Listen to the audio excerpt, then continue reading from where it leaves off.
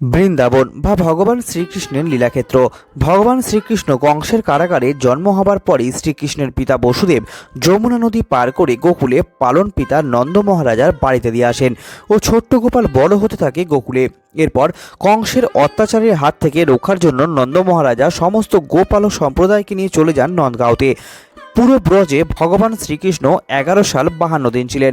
আর এই ব্রজের মাটিতে অর্থাৎ মথুরা, বৃন্দাবন, গোকুল, নন্দগাঁও, বার্সনা, রাভেল, কোকিলাবন সমস্ত জায়গায় লীলা করেছেন। হিন্দু ধর্মের বৈষ্ণব সম্প্রদায়ের কাছে এই সবকটি স্থানই একটি পবিত্র তীর্থস্থান। 1515 খ্রিস্টাব্দে শ্রীকৃষ্ণের বাল্যলীলা স্থানগুলি নির্ধারণের জন্য শ্রী চৈতন্য মহাপ্রভু বৃন্দাবনে আসেন। দেবী রাধা হলেন বৃন্দাবনের অধীশ্বরী, তাই তিনি বৃন্দাবনেশ্বরী।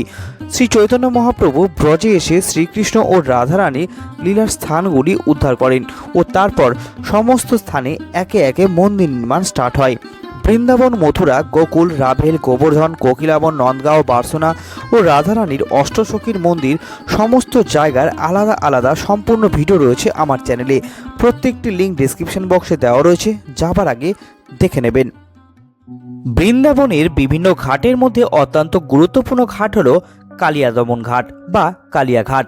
কালিয়া নামে এক বিষাক্ত সর্পকে দমন করেছিলেন ভগবান শ্রীকৃষ্ণ, যার 1000 ফণা ছিল।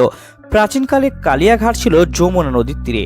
সময়ের সাথে সাথে নদীর দিক পরিবর্তন করায় যমুনা থেকে অনেক দূরে সরে গেছে এই ঘাট, কিন্তু রয়ে গেছে কালিয়া ঘাটের মাহাত্ম্য। আজ এই পর্বে এই ঘাটের সম্পর্কে আপনাদের বিস্তারিত জানাবো এবং দর্শন করাবো এই কালিয়া দমন ঘাট, সাথে জানাবো মাহাত্ম্য। ভিডিওটি শেষ পর্যন্ত অবশ্যই দেখবেন। সাথে আপনি যদি আমার এই চ্যানেলে নতুন হয়ে থাকেন তাহলে অবশ্যই চ্যানেলটিকে সাবস্ক্রাইব করে নেবেন এবং মথুরা, বৃন্দাবন, গোকুল, বার্সনা, নন্দগাঁও সমস্ত জায়গার তথ্যসময়ের ভিডিও রয়েছে আমার চ্যানেলে। প্রত্যেকটি লিঙ্ক ডেসক্রিপশন বক্সে দেওয়া রয়েছে, যাবার আগে অবশ্যই দেখে নেবেন।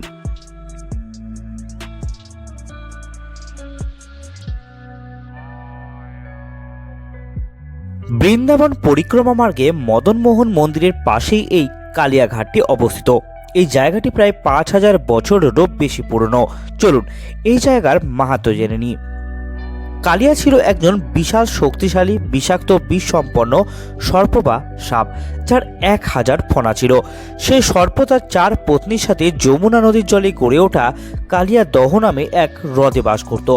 এই স্থানে জলের নিচে বহু আগে ঋষি সব্রী মুনি ধ্যান করতেন। এই মুনি একদিন ভগবান বিষ্ণুর বাহন গরুরকে অভিশাপ দিয়েছিলেন যে তিনি এই স্থানে যদি আসেন তাহলে গরুর সঙ্গে সঙ্গে মারা যাবেন, তাই গরুর এখানে আসতেন না। গরুরের ক্রোধ এড়াতে কালিয়া সর্প এই ঘাটের জলেই আশ্রয় নেয়, কিন্তু কালিয়ার মারাত্মক বিষের কারণে হ্রদের চারপাশের সব গাছপালা প্রাণী মারা যায়, কেবল একটি কদম গাছ ছাড়া। সেই গাছ আজও রয়েছে এখানে। একদিন ছোট্ট কৃষ্ণ যমুনার তটে কালিয়ার বিষের প্রভাব দেখতে পেলেন এবং নদীর তীরে সেই কদম গাছে উঠে বসলেন এবং ঝাঁপিয়ে পড়লেন সেই বিষাক্ত হ্রদে। কৃষ্ণ যখন জলে ঝাঁপিয়ে পড়লেন সেই শব্দ শুনতে পেলেন কালিয়া সর্প। সাপটি দ্রুত এগিয়ে যায় কৃষ্ণের দিকে এবং কৃষ্ণকে দেখা মাত্রই তার রূপে মুগ্ধ হয়ে যান। কৃষ্ণের কালো ত্বক বৃষ্টির মেঘের মতো ঝলমলে ছিল এবং তার পা পদ্ম ফুলের মতো কোমল ছিল। কালিয়া কৃষ্ণকে তার শক্তিশালী কুণ্ডলিতে শক্ত করে জড়িয়ে ধরলেন ও তাকে আটকে ফেললেন। এই ঘটনা জানাজানি হলো বৃন্দাবনে এবং সমস্ত মানুষরা এই ঘাটের কাছে এসে উপস্থিত হলো। মা যশোদা ও নন্দ মহারাজা কান্না করতে করতে মূর্ছিত হয়ে পড়লেন মাটিতে। সবাই যখন ভয়ে আতঙ্কিত তখন শ্রী বলরাম পাশে দাঁড়িয়ে দাঁড়িয়ে হাসছিলেন, কারণ তিনি জানতেন যে তার ভাইকে কেউ পরাজিত করতে পারবে না। নদীর মধ্যে কালিয়ার কুণ্ডলিতে আটকে থাকা কৃষ্ণকে দেখে সবার হৃদয় ভেঙে গেল। প্রায় 2 ঘন্টা কৃষ্ণ কালিয়ার কুণ্ডলিতে আটকে থাকার পর কৃষ্ণ নিজেকে প্রসারিত করলেন ও কৃষ্ণ মুক্ত হলেন এবং কালিয়ার সাথে কৃষ্ণের যুদ্ধ হলো এবং কালিয়ার ফণার উপর ঝাঁপিয়ে নৃত্য শুরু করলেন কৃষ্ণ।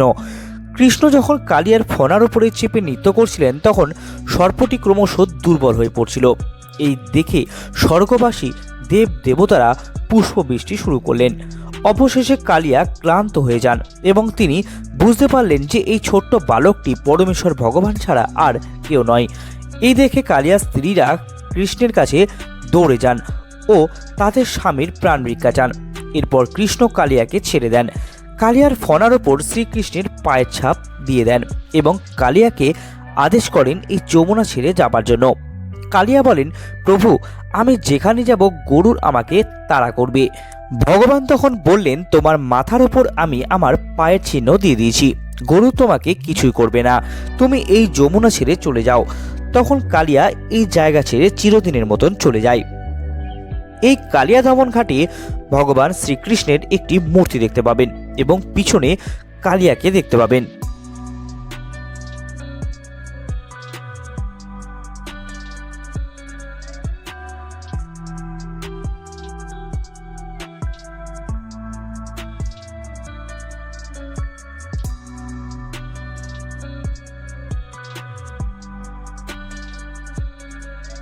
এখানে সেই পুরনো কদম গাছটি আজও দেখতে পাবেন।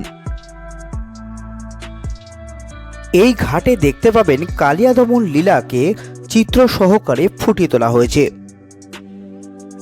ভিডিওটি কেমন লাগলো জানাবেন, সাথে অবশ্যই লাইক ও শেয়ার করবেন এবং আপনি যদি আমার এই চ্যানেলে নতুন হয়ে থাকেন তাহলে অবশ্যই চ্যানেলটিকে সাবস্ক্রাইব করে নেবেন। নমস্কার, ধন্যবাদ।